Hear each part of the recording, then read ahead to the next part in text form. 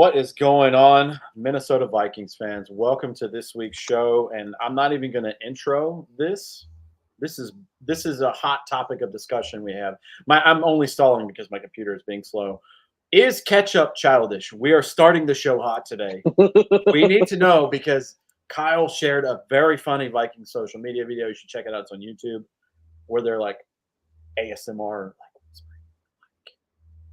and they're telling fun facts about themselves. And who said that about ketchup? Do we remember who? Was it? I can tell you in just a second. Was it Najee Thompson, I think, maybe? Or he's the one who can sing. It was Najee Thompson. Najee Thompson said ketchup is childish, which sparked a nice debate between the three of us. I kind of low-key agree with him. Now, I think we're all on board of Team Ketchup is good on French fries. This is what we were discussing before the show started. But as I said, I feel like there are almost always better options than ketchup to put on whatever food you were having. Maybe if you're using like a low sugar ketchup or something, but otherwise it can just be way too sweet. I'm not a huge ketchup guy. Team barbecue sauce. See, I mentioned this. I like honey mustard on my fries. I like barbecue sauce, Polynesian, hot mustard from McDonald's is the way to go. Hot mustard is a top tier condiment in my opinion. But my buddy's obsessed with that hot mustard. I bought if you ever buy like the Southwest hot mustard from Walmart, that's good stuff. And it's like $1 a container. It's great. Hot mustard rules. I don't remember the last time I had A1 sauce. Do you guys like sour cream on your French fries? A little bit of sour cream? See, that's good. It would make sense because I like them on a baked potato. I haven't tried it on a fry, but yeah, I would. You should.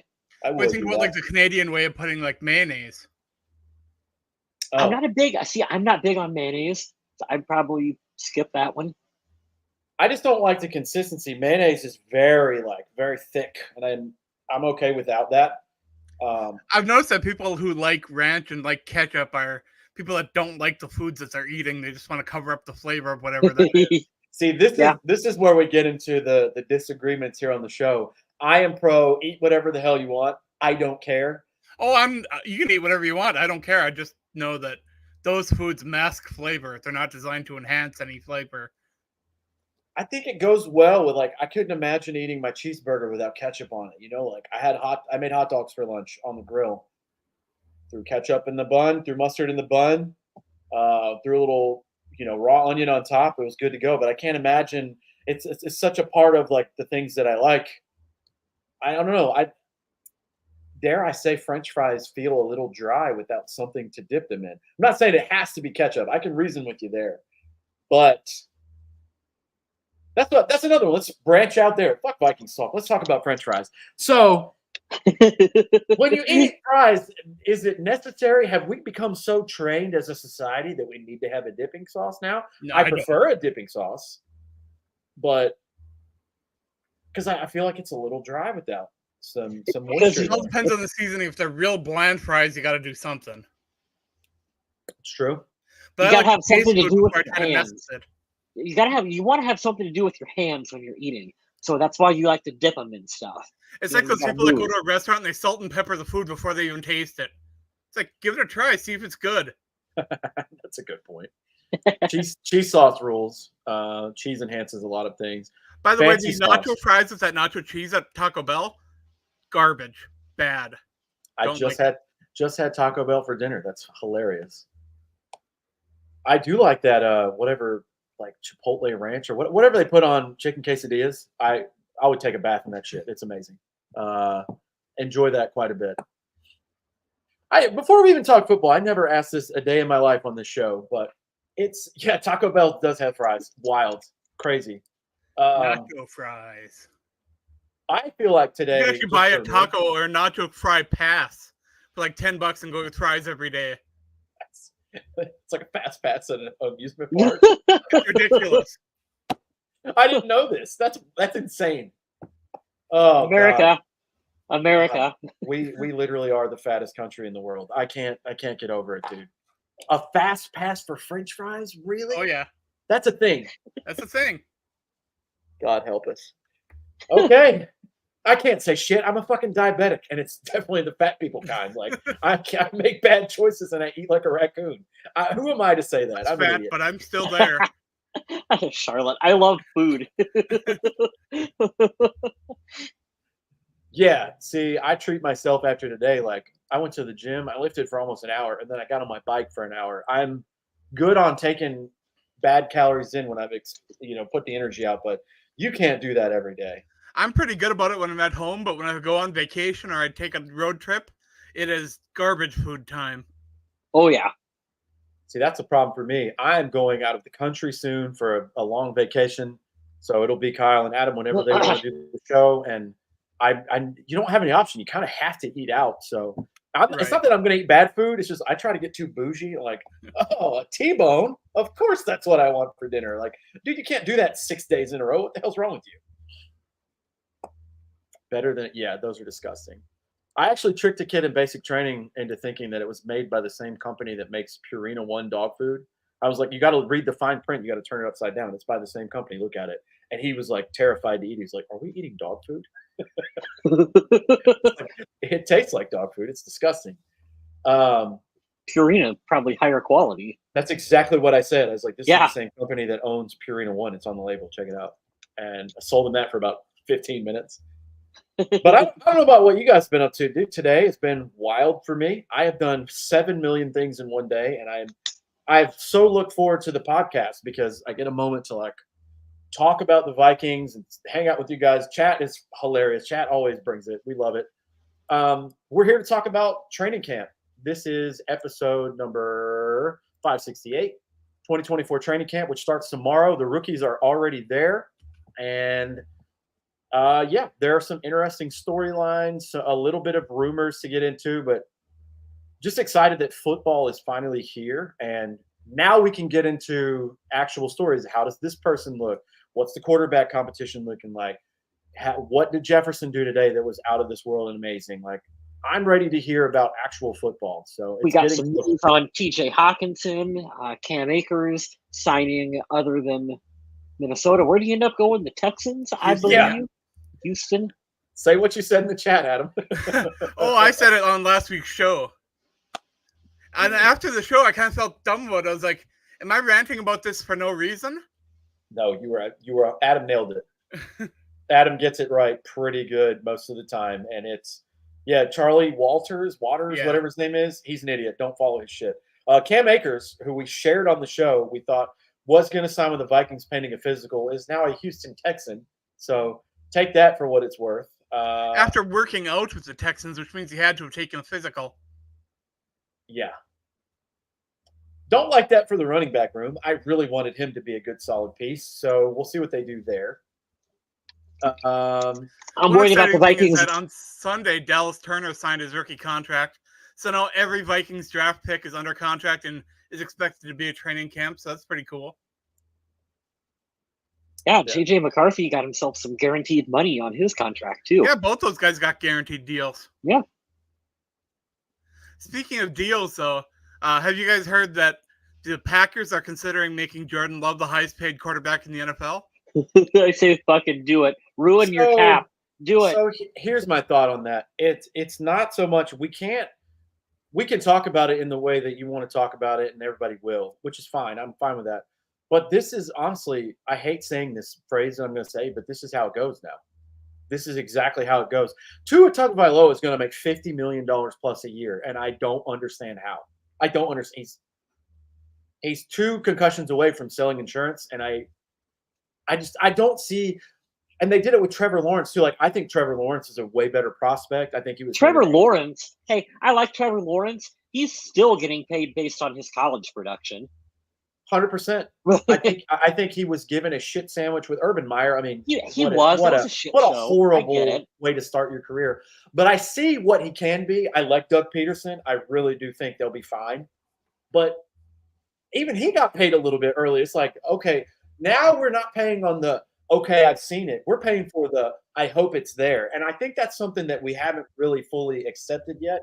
I don't know that I'll ever accept it as a fan. But we've said it when we talk about quarterbacks on this show. It takes 3 years before you really know what you have in a quarterback. Yes. If you're looking at Trevor Lawrence, you're going the first year's a wash. So that don't count. So you really are only just now getting to the stage with him where you're kind of figuring out what you've got. And I get it for them. I mean, you had to. You're not moving on from Trevor Lawrence. You got to invest in him, and it's the same with the Green Bay Packers. They have to invest in Jordan Love. He's their guy. If you guys remember how Vikings fans were so mad when Kirk Cousins got paid, and they were like, "That is so much money." Then the quarterback market just kept going up and up, and that money looked like nothing. Yeah. Is it smart for Green Bay to try to get out in front of this right now, or did they wait too long and kind of like have that quarterback market get a little too high? He's just so unique because his rookie contract is basically over now. But we can't deny that when it counted the most for 1 year, that's the asterisk here. But for 1 year, when it counted the most, he got hot, and they beat the dog shit out of the Cowboys in the playoffs. Oh, yeah. It was crazy because I don't think of the Cowboys offense as being potent. I think of that defense being elite, and I think of the offense as being overly efficient. You know, they lost Zeke. They got Tony Pollard as the one, which didn't work, kind of like the Madison thing. You're like, he's not a one. So you're relying on the tight ends and CeeDee Lamb. Okay, cool. Is Dak the guy? Dak looked fine. He's fine. He's Kirk Cousins with a star on his helmet. That's fine. But they go into Dallas, and they just embarrass the shit out of them. And I'm like, okay. And had it not been from a Brett Favre over the middle across the body pass, they would have went to the NFC Championship game. And I'll tell you what, that would have changed the offseason topic and dynamic dramatically because, in my opinion, that means Detroit goes to the Super Bowl. So Michael in chat wants to know what's up with Lamar Jackson. Right now, he's fighting Troy Aikman for the number 8. That's just what I typed in the chat too. Yeah, he's currently suing Troy Aikman for rights to trademark the number 8. And I like the way Instagram, the top comment was geared towards Troy Aikman, where they were like, "Dude, give it up. Nobody is wearing your merchandise anymore. Like, no one gives a shit." Yeah, it's wild. Apparently, and you guys said in the chat, like I didn't care too much to read about it. Not based on you guys. I just Lamar Jackson's doing his thing. He's doing fine. That's fine. It's two people with too much money arguing with one another. Yeah, it's nothing to do with us. It has nothing to do with us poors down here. So I'm just like, okay, cool. But apparently, you can pretty much trademark anything in the context of what you're using it for. If it's your brand. So I use the example of like Jordan using the number 23 in relation with like his clothing brand, the Michael Jordan, the 23. He has a copyright on that. Now that doesn't necessarily stop you, Kyle Smith, from making a shirt with the number 23 on it. What it does is it stops you from trying to make a 23 that looks like a Michael Jordan, font trademarked 23. That's essentially what's going on with the Troy Aikman, Lamar Jackson thing. I have an Adam Carlson type question for this. Adam, I hope I do you right by this. Is there really that big of a market and a stink and a fuss about Lamar Jackson and Troy Aikman where it's like? I mean, Lamar can kind of get. Troy is too far removed, I think, to really be relevant to the number 8 conversation. But what is it even about is the thing that I don't even know what this is about that makes sense to me. I believe Troy Aikman has his own this comes back into clothing and merchandise. I believe he has his own clothing merchandise line with the number 8 or the word 8 wrote on it, and so does Lamar Jackson, and they're just arguing over it. And to me, it really does feel like two rich people with too much free time arguing with one another because ain't nobody confusing Troy Aikman with Lamar Jackson. That's just not a slightly different people, slightly different quarterbacks, a little bit geographically separated. Like there's completely different eras of football. One's actually an MVP, one's a stat patter on a good team. I don't know. We can go down. Sorry, I'm just taking shots because stupid. He's overrated, is what I'm saying. Well, let's talk a little bit more about Vikings football, and the Kyrie Jackson news that came out recently is pretty cool. Apparently, the Vikings are going to be wearing a KJ decal on their helmets. And it was also revealed that Minnesota is going to pay the full signing bonus that Kyrie Jackson would have gotten this season, they will be giving that to his family. Love that. That's the classy move. That's the right thing to do. They're covering part of the funeral expenses too, and good on the Vikings for making that, because in an off season with some drama, there's a small way to turn this into a positive. So I'm glad we got that news today. And while we're talking about the drama, there is a little bit of an update too on the Jordan Addison situation. Apparently, the Vikings are going to let the league decide what discipline is taken against Addison, and the team will not be pushing any discipline immediately. Yeah, I was listening to Kevin O'Connell talk about that in his press conference that he had today. And like you said too, you got to let the legal side of it get done first before the NFL can step in and do what they were going to do. So I don't think that the Vikings are going to, Smith and I had speculated maybe the NFL will do a 3-game ban and the Vikings will set an example and add a couple extra games on top of it. And it doesn't seem like they're going to do that. So it's tough. I don't think he comes out of this with no discipline at all. Even if the league so here's where it gets tricky. Give me a 1 minute, guys, to like break this down and tell you what I feel and see and the angle I'm thinking about this from. Because it may be a substance other than alcohol, because the BAC would have already been out in they would have leaked this information already. What I think maybe happened is, and this is pure speculation, I'm not going to drag Jordan Addison through the mud. That's not my intent here. Maybe he was high. Maybe he was smoking marijuana and that happened. Could be a thing. It's very accessible in Southern California. We all know that. So if that be the case, and you can't test for that, legally he might have a hoop that he just found to get out of it. However, based on the timing that it happened, I don't see how he gets away with this without some kind of reprimand. I don't know if the league will come out and say, legally, we can't do anything about this because nothing was there with evidence and this. And if that happens, will the Vikings go with like a fine or something here or make him do treatment? Or will they give him a suspension anyways? I don't know. But it's very murky because so far I haven't heard a definitive, yes, he was drunk. This was his blood alcohol content. This is a definitive DUI. This was speculation of a DUI. And that could be many things. Well, he was asleep behind the wheel, so that's not good. Yeah, definitely not good. Definitely something extra there.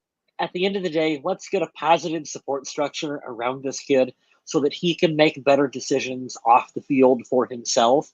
Don't even want to focus on the football side of things for him. Like, he could have killed himself or other people in what happened. So like, let's get him making some positive decisions here off the field. And Andrew, we have to address this. I think you missed that part of the show with Kyle and I last week. This is a common misconception in 2019 because of the rise of Uber and Lyft. That free cab service that you're thinking of, not a thing. Unless individually each team has something worked out that we don't have access to knowing the details of. Yeah, the FLPA no longer offers it. Yeah. It's that, and I said that last week on the show. Adam missed it. I think you had like a storm or something last week. Yeah. Adam, I went off on this. How lazy, cheap, and middle finger to the players is the NFL. It's so frustrating for a company that they make so much money where they can't do something to protect its product and protect their player, like having this around because, well, there's Uber and whatever. Who gives a shit? You make more money than the world actually needs and that you need. You can provide this service and they stop because they're cheap assholes is basically the point of it. I don't like this at all, but I wanted to throw that out there. Andrew, we thought that as well. It's very dumb. It's very stupid, and all to save $1, and which is hilarious because in the end, you get found out about concussions. They make a movie about it. You have to pay back all that shit later. Now they're going to pay back millions and billions of dollars for the TV deal with DirecTV. It's like, maybe you could do something right for once. I don't know. Maybe not worry about your TV ratings and counting all your money and do right by the players this way. It's a very thing. I'll get very spirited about it, but I didn't, not to correct you. I want you to put that out there. We thought the same thing. Kyle and I had to look it up last week because that's the first thing we said. We're like, man, how dumb is it that you have like a cab service or whatever? But I can tell you even now it's clicking in my brain working at the Super Bowl. They have a shuttle from practice and stuff like that. But going out, all the players from the 49ers team were getting Ubers out to stuff or their own private limo service or charter or whatever. Like the team wasn't paying for it, which is not that to me is not ideal. It's very If dumb. you're gonna go out and do something stupid, like you need to have it figured out how you're getting to and from where you're going, so that you're doing it safely and you're not behind the wheel and you're not putting other people in danger. And if you and I can figure this out, and I'm poor and you're poor and we're all poor here in the chat, like for as much money as what professional athletes have, there's no excuse for that to happen. None. None. And at the end of the day, I hate to be the devil on the shoulder or to be the antagonist in this story, but he signed a rookie deal last year. Rookies make a ton of. JJ McCarthy was what 10th overall.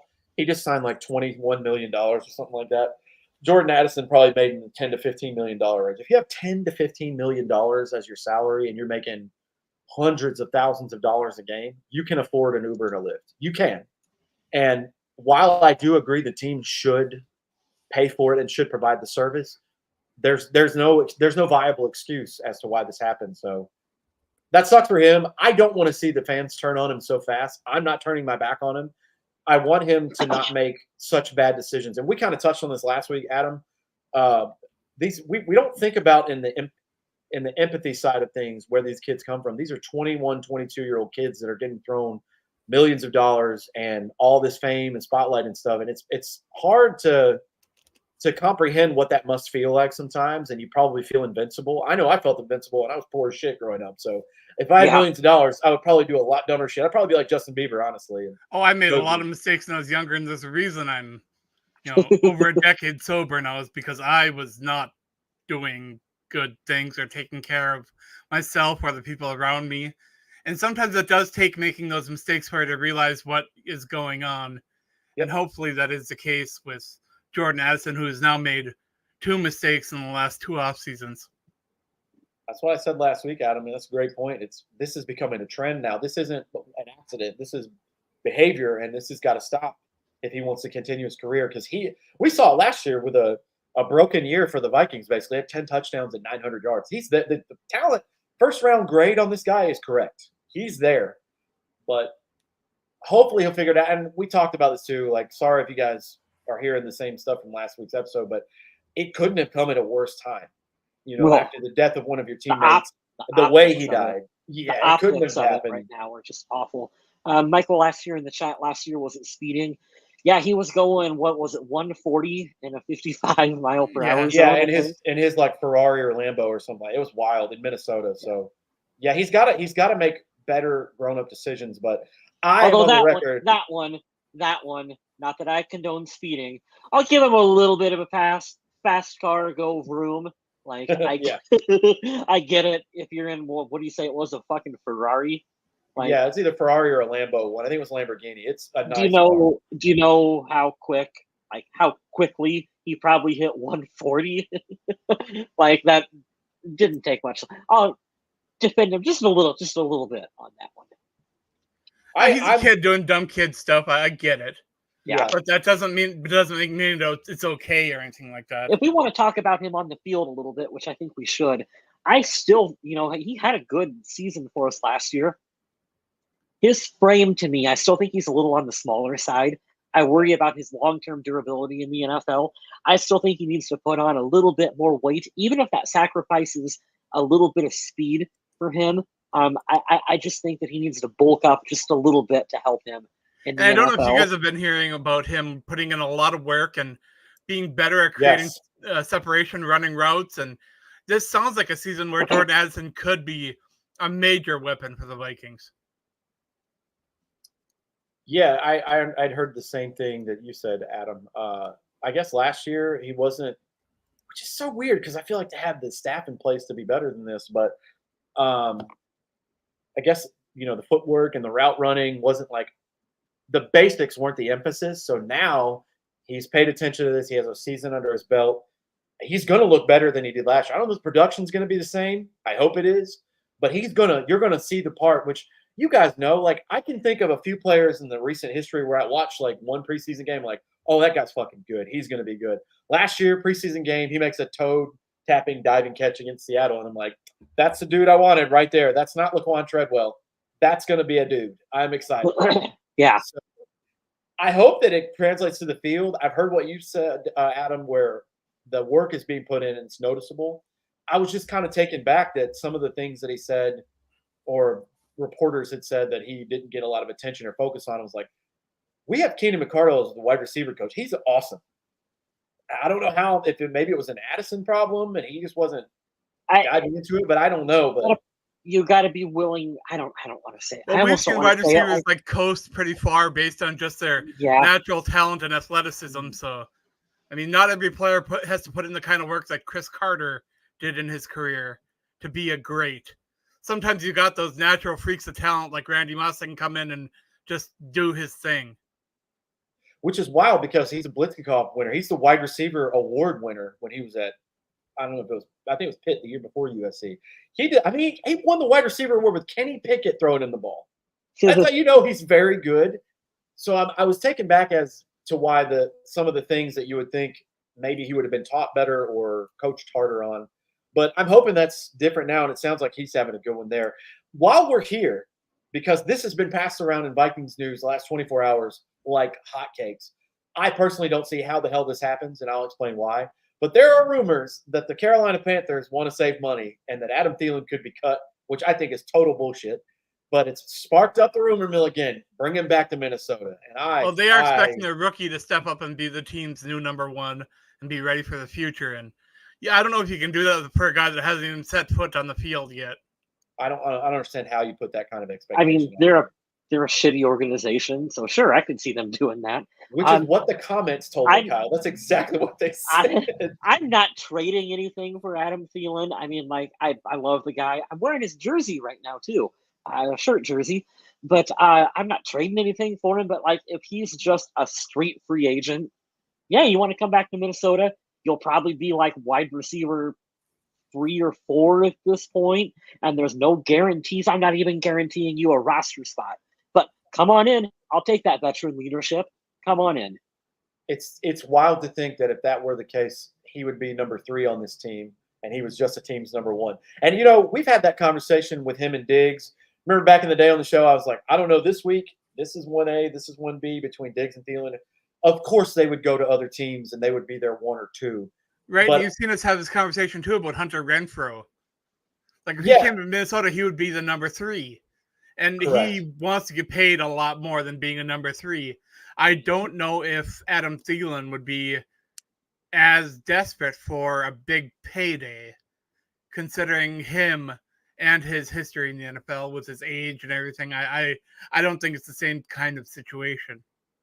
Well, fun fact, Adam, I'm not putting your business out there, Adam Thielen, because it's out there to Google. If you guys would have thought Adam Thielen has made $75 million already, because I always think of him as the guy who had to pay for his way to get to a shot at the combine. I'm like, yeah, I mean, he had a contract. No, he had 2 good contracts, and he's reaping the benefits of one now. The problem where, and I saw in the comments, it was an Instagram account where I was like, why would the Panthers cut him? Well, they're looking to save money. They're looking to do this. I'm like, one guy came back maybe an hour ago and was like, the Panthers lose more money than they do by cutting him than they save. So that makes no sense of what any of you are saying. And I was like, this right here. Yeah. That's why it's stupid. But I'm on record for saying I'm from Charlotte. I can tell you the heartbeat of that city. The fans of the Panthers fucking hate that owner. They hate that guy. He's a dickhead and a half. I mean, he throws drinks on other fans at games. It's like, I would sue the shit out of that guy if I was a fan of Jacksonville, by the way. I'd be like, hey, guess and what? We're talking about franchises that have their wheels spinning in the mud, not going anywhere, and possibly sending players to the Vikings. Did you guys read that report by Kevin Seifert saying that Minnesota inquired about Justin Herbert this offseason? Yeah, I did. I heard about that, yeah. Yeah. And I'm sure the Chargers probably laughed and said, sure, we'll take Justin Jefferson and all of your future assets for the quarterback. I mean, the Chargers let all their other key players go. Why not at this point? Yeah, that's one of those really interesting stories where you feel like teams are doing all kinds of due diligence behind the scenes. Thank you, Leslie Frazier, for that word, by the way, due diligence. Behind the scenes. And that's one of those moves where it's like you should probably be making that phone call if you're the Vikings. I always say on the show, it doesn't hurt to make the call. Yeah, no, like you're right. Like you right. said, they were in some kind of rebuild mode where they were letting everyone else go. We knew that they weren't keeping Kirk. Well, we need a quarterback. Is there one available? Sure, make that phone call, bring it in. See if you can bring him in. I can see why the Chargers would say that because it's so hard to have the guy that you really truly believe in. Because there are phases and levels to like, okay, the Panthers, they're in that hopeful young romantic phase where they're like, oh man, I'm so infatuated with the potential of this young guy. He's only had 1 year and there are bad circumstances. He's the future. And then you get to like who Jordan Love. Hey, I have 3 years and I have some time. And hey, I've shown you not only can I win a playoff game, but I look damn good the second half of the season. And then you hopefully they turn into a Joe Burrow, a Lamar Jackson, a Josh Allen, those things. I can see why the Chargers would be like, Keenan Allen's old, Mike Williams is always hurt. Austin Eckler is not a 300 carry season. That's the funniest quote in the world. But The I can Chargers see were at the them. point, they were basically at the same point that the Vikings were when Kevin O'Connell took over, where it's like you've got guys who have been productive and they've been there a long time, but you kind of just need to get younger, and it's better to just rip that Band-Aid off and do it all at once and just kind of Yes. start the process than trying to keep running it back year after year after year.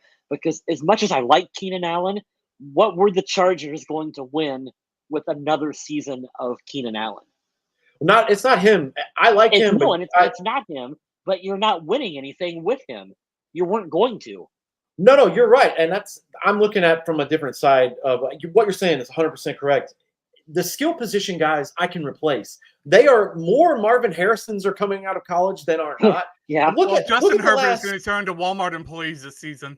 He is, but that the good thing for him is Jim Harbaugh's there, and they're going to run the shit out of the football. So he's going to have less of that, like, oh, I've got to throw 40 times a game. Like, I would be surprised if you see that more than twice this year, with just out of how they're going to run things in LA. But I think you can replace the skill position guys. My point was they believe in the quarterback, they paid him. So if you want to take the biggest asset away, that's the hardest one to hit on, you're going to have to do this down here. Herbert for Jettas and a bunch of stuff. Yeah, you have Addison. But Obviously, let's be we're all honest, happy. quarterback is the most important position on the football field. Mhm. And trading a wide receiver for a quarterback sounds like a smart deal until you start looking at the players. And then, like Justin Jefferson himself, is he a generational talent? I hate that phrase, but you kind of got to use it, right? Yeah. I think it applies here. It's tough, man. It depends on where the franchise is. There's so many things. Kyle and I were just talking about this. I'm going on like a side rant just because I think it's applicable here. But it's so important to like how coaching is. You can have a great roster. I think Adam and I differ on the Justin Herbert stuff. I feel bad for him because Brandon Staley, holy shit, Frank Reich had no business getting fired 11 games into one season with a rookie quarterback. But Brandon Staley got to keep his job for 3 years, blowing all those leads, and he's supposed to be a defensive guy. Like, at least when Mike Zimmer was here, the 7 seasons he was, 5 out of the 7 seasons, the defense was fucking awesome. So I'm like, okay, that guy gets to keep his job forever but these other guys get like a very short leash. It's really weird. But Kyle and I were having this conversation yesterday, and you guys can give your opinion on the player comparison if you want. Somebody on the internet said that Big Ben was better than Aaron Rodgers was, and Yeah. I fucking I couldn't believe what I read. I'm like, I'm not saying Big Ben is trash. He might definitely be a Hall of Famer, but when I watch Aaron Rodgers, I'm like, I want that guy on my team more than I ever. In the best part of Big Ben, did I ever want that? But we were thinking about other players who are like them, and we brought up Cam Newton. Remember that one season where he was just incredible and the rest he wasn't? Could you imagine if he had like a quarter? I'm back. Yeah, that was hilarious. I'm back for 3 weeks and then I'm not. But remember that MVP season was stellar. It was like polarizing. What if Cam had not Ron Rivera as the head coach? What if he had a quarterbacks coach who really developed his sense of like, look what Brian Daboll did for Josh Allen. Because when Josh Allen came to the league, it was like, holy shit, this is like the worst traits of Jay Cutler and Brett Favre. And then in 2 seasons, it's like, oh my God, these are the best traits of Brett Favre and Jay Cutler, and he can sling the ball now. What if Cam had that part to develop his passing game just a little more? Let him be the freak athlete for 8 years that he is. but he could develop that. It brought to my brain how important is coaching? Because you can have Very, an all-star very team. important. You can have an all-star team, but the coaching, if they can't figure out and you don't have to be like Belichick and out-scheme the guy across from you every game. But if you can't get your guys to dig deep and fight for something and then have a plan that works based on the skill of what you have, that's why I never understood these coaches are like, we run the 4-3, and if you can't fit that, fuck them. It's like, but if you switched all these guys here that run a 3-4 better, you'll win a lot of games. Well, that's not how we do it here. Why do you have a job? Jared Allen needs to be a linebacker. Holy God. Yes, that part. It's why a lot of us, it's why a lot of us were always a little confused with the Anthony Barr selection years ago in Minnesota. Yeah. And long term, Anthony Barr worked out pretty good for the Vikings. Right. Mike Zimmer got him, but he never really fit in a 4-3 Mike Zimmer defense. I never quite get. Well, I guess I can now. The dysfunction going on behind the scenes is probably why he ended up in Minnesota. But like you said, Smith, knowing this is your style defense, why did you draft a guy who would have been better suited in a 3-4 to play in your 4-3 defense? Why are you trying to smash him into a hole that he don't fit? Now, he was a very talented, athletically gifted player. Yeah. He made it work. Are you talking about the Vikings, when they draft offensive tackles and try shoving them at guard? Jesus Christ. I am. I have PTSD, Adam. Stop. Holy shit. Here's a good example, too. Percy Harvin, for as talented as what he was, is one of those what-if scenarios where you're like, this dude was out here just on pure athleticism, being better than other people on the field, where if you could have got him a staff that would have known how to use him, he would have been all of Joe Webb's career right there. Percy Harvin would have been Deebo Samuel 10 years before Deebo Samuel was in the NFL. Kyle said he was just on all athleticism, and he was on the weed. He was on that too. And it is wild that these days that would not be a big deal. You wouldn't even care. He'd have Josh Gordon. He would have a weed sponsorship. Josh Gordon would be the biggest what if about that now. What I was going to say for the coaching, let's talk about how the turmoil there, just spitballing for what we're talking about now, but how chaotic was it about Mike Zimmer and Rick Spielman not getting along? My favorite game of the whole Mike Zimmer era was the 2019 Saints wildcard win. They're putting Everson Griffin and Danielle Hunter in the middle. Yeah. And I'm like, holy shit, this is amazing. And it just threw the game plan out the window. Now, that might be a one-off thing. I don't know if they tried that against San Fran the next week. I don't remember because after halftime, it was like, oh, yeah, we know we're not winning this game, right? But I'm thinking about, okay, I was your Anthony Barr point is why I'm saying what I'm saying is like, okay, he's an athletically gifted enough guy. He'll make up for it. But the Mike Zimmer player that I know of is Danielle Hunter. That is his guy. So when you pick a guy like this, okay, look at all the things I can do when I use them the way that they could be used to their full potential. How many times in it's the bulk and majority of the top 5 picks every year where it's just like, well, we took a chance on this coach. He looked really good in this spot at this team, but he really can't elevate. It's every year this happens. And God, I'm thinking about wasted potential now. And that's what I think is so brilliant about the defense that Brian Flores runs is he really wasn't shitting when they hired him, when the media asked him, are you going to run a 4-3 or a 3-4? And his answer was essentially, who are we playing this week? Because he really does factor his defense into who are we playing and what talent do I have on this roster? How can I maximize that talent? And that is the big difference between what Mike Zimmer was doing, where Mike Zimmer, for better or worse, was going to run his scheme and his defense. And you had to fit into what he wanted to do. And there was no, I'm going to tailor this to this player's suits, this player's strengths. It was the Mike Zimmer defense. That double A gap blitz, baby. Mm-hmm. We're going to see it again this year with Dallas. I cannot wait. I'm telling you, I'm circling, and I want you guys, this is your 2 homework. Guys in the chat, girls in the chat, do this too. Your guys' homework doesn't even have to be on the show. Circle out of all the games this year, non-Viking games, what one are you looking forward to the most? Atlanta and Dallas. I cannot fucking wait to watch this. You know he is going to send Micah Parsons out there to murder Kirk Cousins, and I can't wait to watch this game. Mike Zimmer, he's a hell of a defensive coordinator. Probably not the best of head coaches, but for like just a straight defensive coordinator, he is going to do really good in Dallas. I still believe that. Yeah, it's a good fit. It's a good fit, and it's a good roster. Like for what they lack on offense, man, that defense is stacked on every level. And they're at the Falcons, November 3rd. Oh, circle that one on your calendars. The Apple Pie Dome. Oh man. Do you think they're going to try to have the really awkward handshake? Like, will Kirk try to track down Mike Zimmer after the game and like talk to him? Or see, you guys have those questions, and my question about Atlanta is: are they still going to have the closed Chick-fil-A in there for every Sunday night, every Sunday football game? Yeah, Chick-fil-A is not going to let that happen. So I respect the why for that for Chick-fil-A, but damn, you're missing out on a lot of money by keeping your good Christian But why values. put one in a football stadium to play on Sundays? That's a good question. They got soccer there. They got other things, but that's primarily the Falcons stadium. So kind of weird. Pretty wild. But the Vikings did announce that 3 players were put on the shelf for now. TJ Hawkinson and Najee Thompson were placed on the PUP list, which neither of those should be a big surprise. Running back Dwayne McBride was put on the non-football injury list. I don't think they really explained why, but for now, those 3 players will probably not be participating in the early stages of training camp.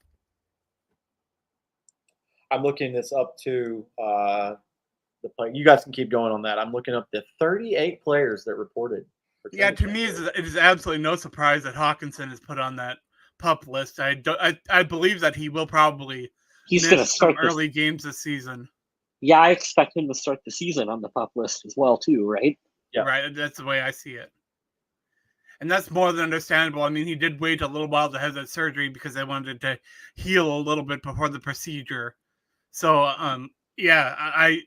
Minnesota does have enough talent at tight end to kind of stack that up and make it through until he is ready. But Hawkinson is a weapon, and when he is able to return, he will help that Minnesota Vikings offense. So everyone should be reporting tomorrow. There are 38 players that reported. There's some good names. Some of the big names are off of here. Jefferson, Aaron Jones. I don't see Brian O'Neill on here, but everyone should be reporting tomorrow. That's their first official day, so we'll see about that tomorrow.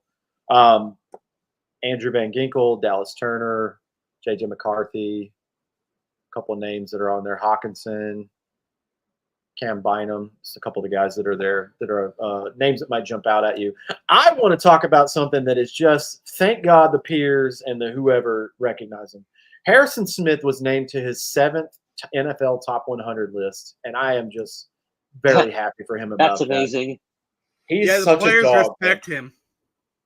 You got to, man. He's a baller. But yet this narrative has been coming around the last couple of years that he's kind of a dirty player, and I don't see it.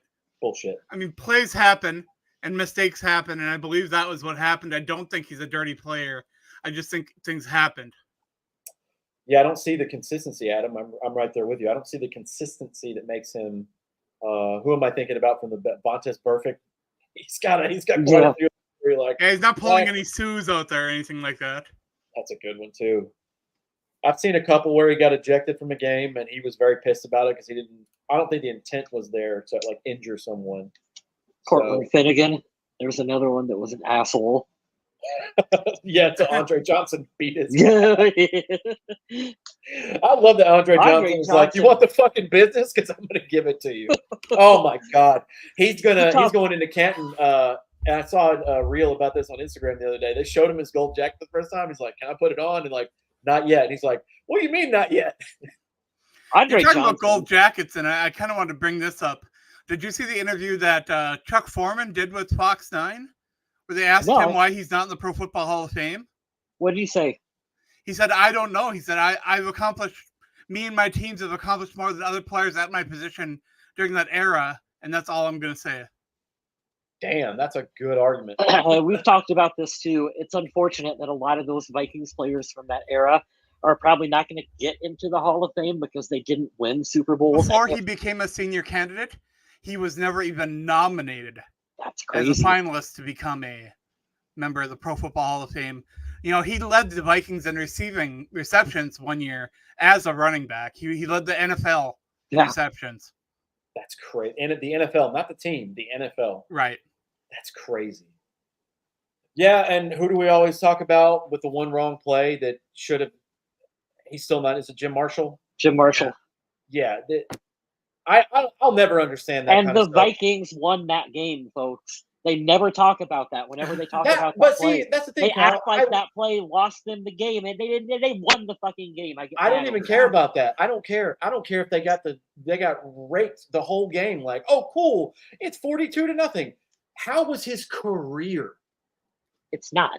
His whole stupid. career was great. Well, careers get defined by one moment. I mean, look at like Odell Beckham Jr. He's still living off that one-handed catch. Hey, that Super Bowl champion Odell Beckham. You better watch out, all right? David Tyree, one moment made his career. That's very true. Mark Sanchez, the butt fumble. One play made his career. It's a little different, but it applies. It also applies, though. It's true. That's a good point, man. That's a good point. Yeah. I don't know. I don't want to talk about it. And if you've ever met Chuck Foreman, he is very active in Viking communities. He's always going to autograph signings, interacting with fans, talking. Yeah, if you get the chance to meet him, feel free to talk to him. He loves that stuff. He is one of my favorite, like, former or current players, any kind of Vikings player that I've ever met. Chuck Foreman is great. Adam is right. Talk to him. He loves to talk. He loves to talk about fans. He'll talk to you about Vikings football. He'll talk to you about stealing ketchup wives. He'll talk to you about ketchup on your steak. Like, he just wants to chit chat with fans. He's a really cool guy. I love Chuck Foreman. I do want to point this out because we were talking about this the other day among some friends and stuff. I did a UFC prediction today. Shout out to my boy Mike, who is in the Vikings Twitter community. We're talking about today. Kevin O'Connell did go on record to say that there is a quarterback position battle, and it's an open competition now. I still don't know that J.J. McCarthy is going to win that for week one, but I did like that he kind of put that out there to say that, because everything leading up until that point, it was kind of like, hey, this is Sam Darnold's year. We're going to baby step J.J. McCarthy in. But saying this now, I think that gives a little more vote of confidence to McCarthy to say, hey, look, go do your best, man. Let's see what happens. And then also kind of levels it in the middle to say, okay, we're going to elevate both of you. I want to see the best from both of you. I think that motivates the guys to play better. So I'm excited. It's not that I don't believe him. Like, I think there is some truth to this. It is a competition. It's always a competition, but it's a very political answer. He has to say that. Mm-hmm. He's not going to come out and say, "Oh, well, this is Sam Darnold's job and fuck everyone else. We don't really care." But I don't think that it's not truly an open competition where they're going into this going, well, we don't know who the starter is. Like, this is Sam Darnold's job. Now, if they get surprised as to how well J.J. McCarthy learns the offense and looks in preseason, is there that possibility? Yes, but I don't think that they're planning on that happening. I'm reading the article now by Rob Kleinfield. It's from today, actually, on Vikings.com. You can check it out. The takeaways, Kevin O'Connell's training camp plan for the quarterbacks. There's some cool points in here. I'm not going to read it all to you guys. You can check it out if you want. But I did like that he said up here at the top, it's like, hey, look, I don't want J.J. McCarthy to feel like he's got any kind of preset ceiling or floor to where he's at. I think that's very crucial to tell, like, hey, we're gonna start somewhere. We're gonna build. And I really love the fact that he said, where is it here? Quality of reps is just important as the volume. So if there's something that you need to work on, or there's something specific that you don't feel comfortable with, or you want to understand, this is the guy to have as your coach to understand that. As much of a shit show as last year was, because life just happened, because that is this franchise and it's chaos. I can't believe after watching a receiver on Netflix, I forgot, because they lost 7 out of the last 8 games, and the one win was 3-0 in Vegas. they were still in contention for the fucking playoffs 2 games before the season was over. Oh, yeah. Yeah. How crazy is that? I immediately said when Kirk Cousins left, I was like, the season's over. We're done. No, there was that magic month of Josh Dobbs, and then it's like, okay, we're losing close games. God knows who's going to play at quarterback, but the team was actually playing. Those games against Detroit, ultimately last season, they are the better team. They made the NFC Championship game. They are good. They played them very well in those games. And I'm thinking, like, man, a couple things go your way. You got the guy at quarterback.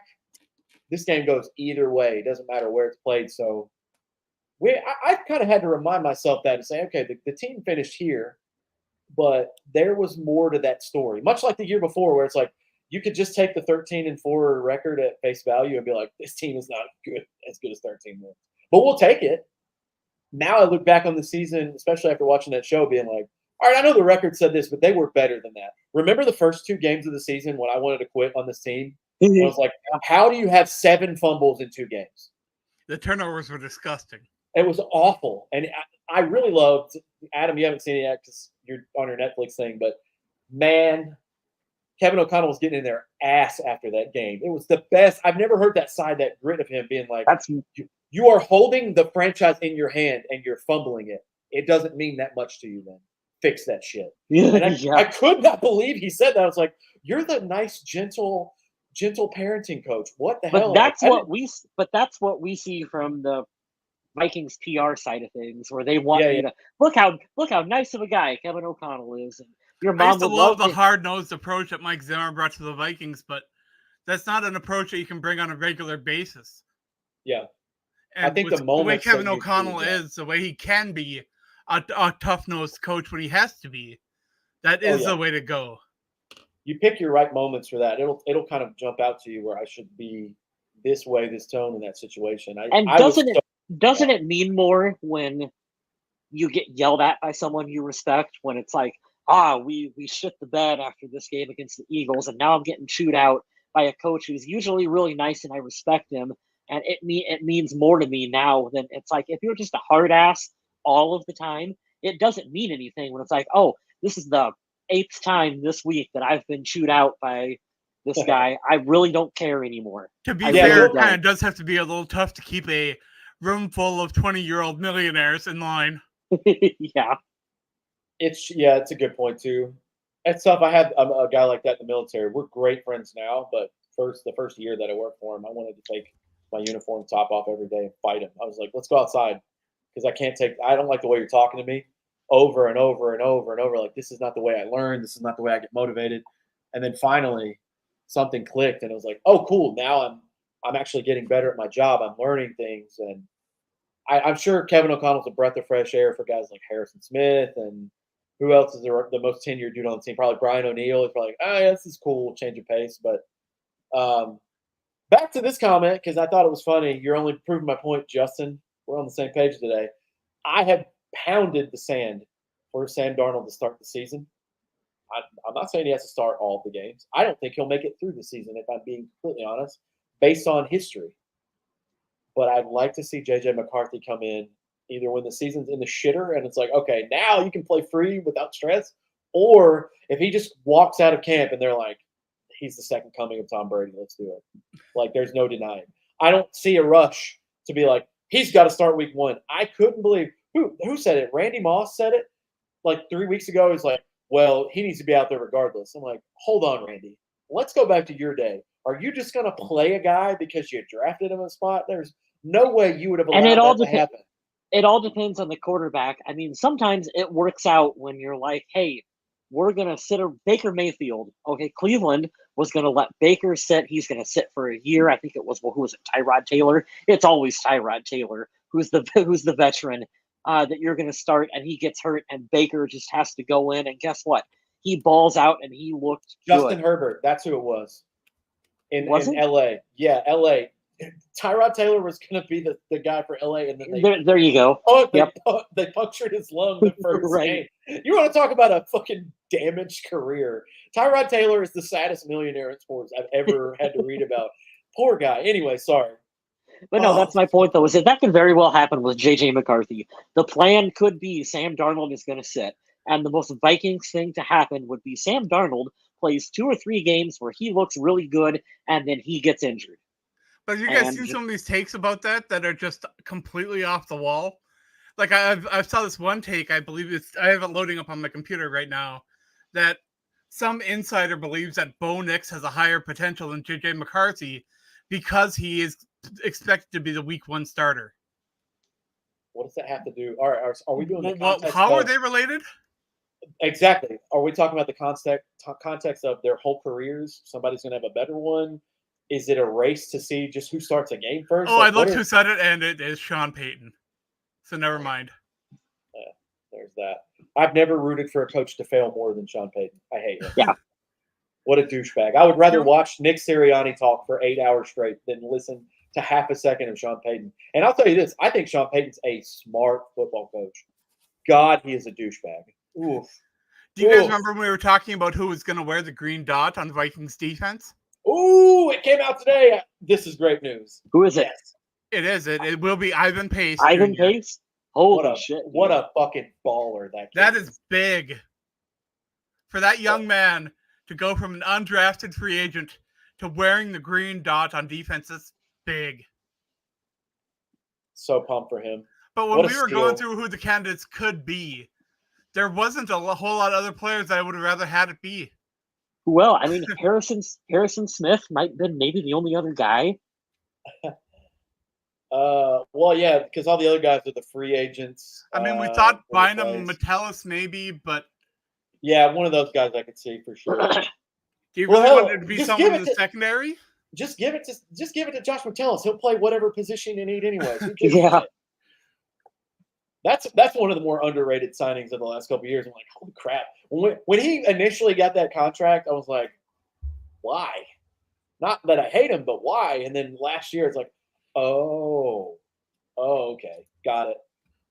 But that's cool. That's great news, Adam. I'm glad you brought that up. Forgot about that. Ivan Pace, what an honor to have that. What a testament to what he's done, and still can't believe he's going to be the Adam Thielen of the defense now. Undrafted guy. How did he fall? That's pretty wild. It's cool, man. That's good news. I would willingly go to jail to punch Sean Payton. Yeah. He's such a douchebag. Oh. That fucking skull chant at the end of that game pisses me off more than anything ever. I bet Sean Payton puts ketchup all over his steak. Seems like that guy. He's like the Will Levises of the world, puts mayonnaise in his coffee. What else do we got, I don't guys? have much else this week. You guys got anything else you want to talk about? Not Vikings related, man. We're excited. I will be out of town for the next 2 weeks. I'm flying out this week. I'm going to jolly old London, and I'm excited to go to Jaguar country. Just realized that joke was there. Yeah, I'm excited, man. You guys have fun without me. I'll be back right when training camp is in full effect, or the end of it. We can start talking about preseason football. Well, I don't know if you guys saw this, but in Yannick Ngakoue is trying out for the Dolphins. Oh wow, he's gonna have still in the league, huh? He's gonna have more jerseys than Ryan Fitzpatrick. Jesus. And Marcus Davenport is expected to start the season on the pup for the Lions. Shocking, absolutely no one. Good God. So that's a little bit of former Vikings news there. Nice. It's funny you mentioned Yannick Ngakoue because I was at a game for the 5 games he was a Viking, and I was actually pumped. I was like, "Oh, cool! He's a good addition." And he still led the Vikings in sacks that year, I believe. What a dog shit! He did. That was the COVID year. Oh, that was so bad. Absolutely wild. Well, all right, let's plug some stuff. I got nothing else. You can catch me on Twitch, X, any social media platform at MN Viking Zombie. I'm usually posting about my cat or horror movies I'm watching, sometimes some Viking stuff, sometimes about what player is the biggest double threat in NFL history. And I liked my answer, but nobody else did, and that's okay. Biggest double threat. And this is on your Twitter? It was a good answer. Yeah, I shared it in our chat. Remember Brock Osweiler? Oh, that's right. Oh my! I was like, I felt like it felt familiar, but it was going over my head. I feel bad for Adam. Adam has some low key, like he has dry humor, but when he hits it, it's 10 out of 10, and that was one of the best ones. I need some followers with a little more of my kind of sense of humor. I mean, I get that the snarky, sarcastic Viking sense of humor is what's popular right now, and that's not really my thing. But come on, there's got to be some people out there that'll at least hit that little heart button. That dry humor is where it's at. I got some pretty cool articles over there on the Viking Age. I just put out an article ranking the top 20 wide receivers in Minnesota Vikings history, and I got a feeling you guys might have something to say about that. I'm going to it right now. I want to see this. I'm not going to spoil it, but I'm going to it because, one, I'd like to give you a click, but this is fun. I can hear your cat going. This is the first time ever he's like fully doing the drums on the mic, and it's hilarious. He's not even hitting the mic. He's hitting the computer monitor with his tail. That's how excited he is. He got excited to talk about articles on the Viking Age and Brock Osweiler, apparently. Well, he likes sitting between my keyboard and the monitor, and he wants me to brush him. That's his new thing. Wow. Starting off the list with a name I would never expect. Right? Wow. You guys got to read this article. Oh, number 19. What a throwback to the past. Nice. 17? Yeah. 17? Did you do that on purpose? Oh, man, that's awesome. These are, oh, I love this list already. It was a lot of fun to put together, and I got to take a nice little trip in Minnesota Vikings history and even learn a couple things about some players I didn't previously know. Oh, this is so sick. That's awesome. Yeah, you have the stats at the end. You go from 20 to 1 and then 1 to 20. Yeah, that's a new thing on our all-time articles is that we do that table at the bottom. And I was telling Adam Patrick, that is fantastic. It gives it a more easily digestible way for people to look at a list if they don't feel like just reading the entire list. That table is great. All right, I'm out on Randy Moss as the greatest Vikings wide receiver. I didn't realize that Chris Carter had 3,000 more yards and almost 20 more touchdowns. Jesus. Chris Carter's stats with the Vikings are insane. He really was that dude. And there are people, young people on Twitter who are dumb enough. People who don't think that Chris Carter was any good. It's like, dude, you really need to go back and watch prime Chris Carter. That's like for our generation, like, oh, Larry Fitzgerald was just a guy. It's like, no. He had more tackles than he had drops. Are you shitting me? Yeah. That to me might be my favorite stat ever of all time. It's like, hold on, wait. What? Because he played for what, 10, 11 years? He played nuts, a long time in the NFL. That's nuts. I'm going to answer your question here. Is he on here? Nope. Sadly, no. Nope. It's weird going through because Minnesota has had a lot of great pass catchers that were tight ends and running backs. And you can't really include them on a list of wide receivers, even though they were great at catching the football. There's no Jim Kleinsasser on this list. I hate to spoil it for you. Did Jerome Simpson make your list? You'll have to click and see. Oh. If it was players ranking the players gesturing of her first down motion, he'd have been on there. Chris Carter would be number one on that too, but he actually earned. I'll tell you what, I will always die on the Jerome Simpson hill of, you want a guy that'll get you some pass interference calls? He had a knack for getting those. Holy I would shit. also say Mike Wallace did not make the list. Oh, man. No Jinxie Cat on there to either? Oh. I appreciate him because he at least answered me when I messaged him on Twitter at the time. Nice. So I'll give him credit there. I remember all three of us going, man, Michael Jenkins, if we would have had him in his prime, he would have been a pretty good player for the Vikings. We just got him at the end of his career. Right. I will spoil it. All right, guys. I'm going to spoil a little of this list from Adam's 20 best wide receivers in the history of the Minnesota Vikings. There is no Devin Aromashodu. I'm sorry. Oh. I know you guys wanted to see him, break into that top 20, but he's not on there. Sad times. Or who was the guy that came from the Cardinals for like 1 year? Michael Floyd, I think it was. Michael Floyd. Oh, wow. God, sometimes I forget he was a Viking. We should do. These people just come to the team to die. It sucks. We should do a list. Top 20 Minnesota Vikings you forgot about. Michael Floyd was one of them. Yeah. I know some Holy people are shit. going to look at that list and tell me I put Ahmad Rashad too high, but you know what? Guy deserves it. That and I grew up watching NBA Inside Stuff with Ahmad Rashad, so there's like a personal connection there that I just absolutely adore that man. 4 Pro Bowls, 2 seasons over 1,000 yards. Yeah, he's in the Ring of Honor, like you said in this part. I'm not going to give away the number. Yeah, of course he's going to be on there. Yeah. Appropriately rated, Adam. Appropriately rated. And I had to put the Miracle Demet guy next to the Minneapolis Miracle guy. That's a good point. It's all about That's the miracles. There's some witty stuff in that article. I like it. Yeah, if you take the time to kind of like look at some of the stuff I did in there, I planned it out on purpose in a unique way that people might be able to appreciate. I immediately caught your Jarius Sprite thing. That's the funniest thing I've ever seen. All right, Kyle, I'll let you plug. Sorry, we're going off on a tangent here. Oh, the missile is that's on there, okay. Justin. Don't worry about that. It's a fun tangent. You can follow me at Vaguely Square over on Blue Sky. That is my social media platform of choice.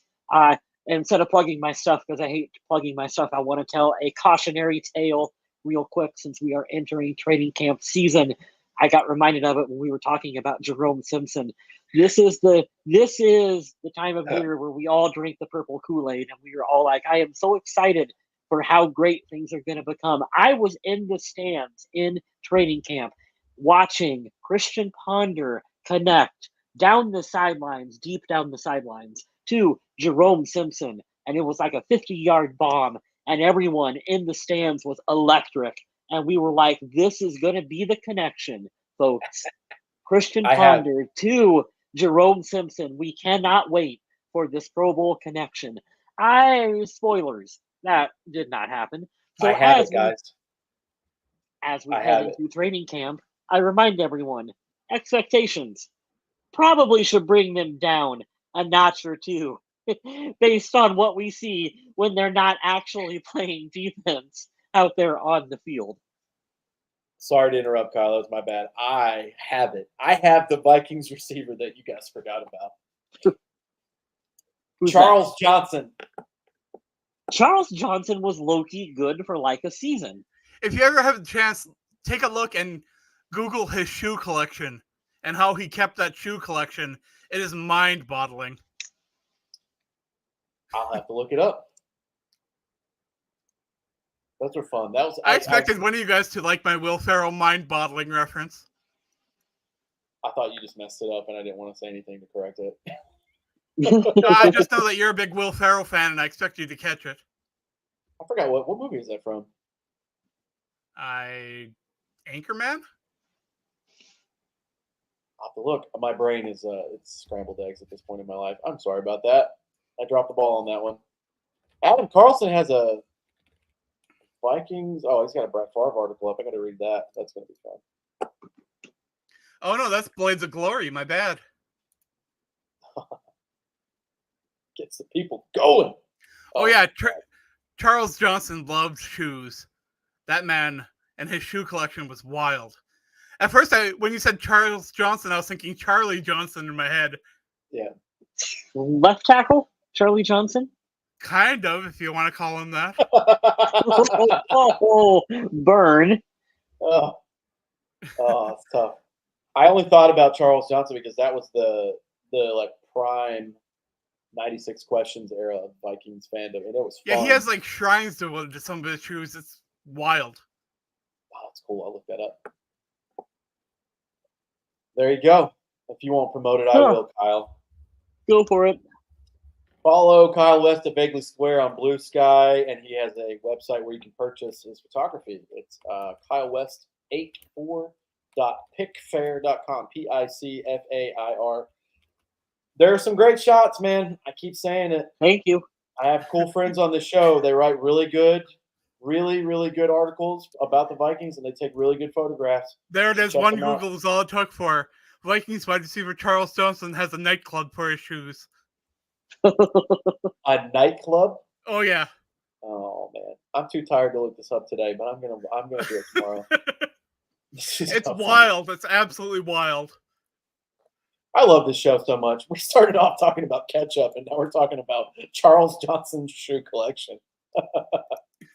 Oh God, Give me a follow on social media if you want, at NC Dog Dude. I'm going on vacation, so there ain't going to be anything but me sipping drinks and being lazy for the next couple weeks. I got a sweet tux, though. You guys will see that at some point.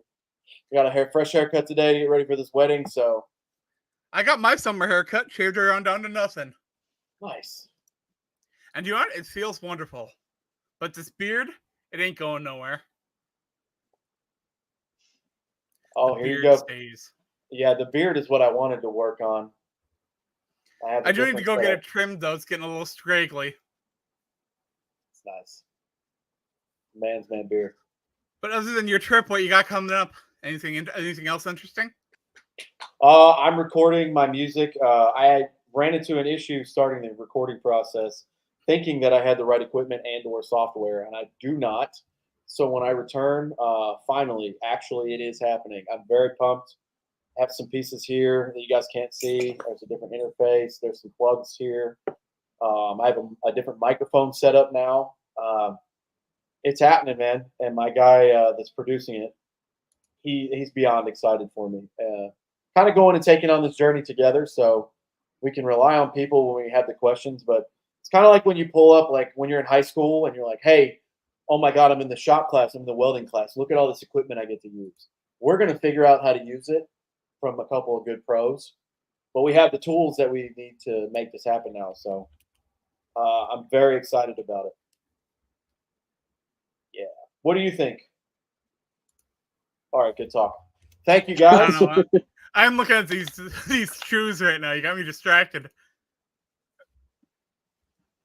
I got the old man taken to the vet today. They said he's as healthy as an 8-year-old dog could be. So there you go. I'll take that for a win. Well, I do want to thank everyone for joining us in chat. You guys always make it so much fun in here.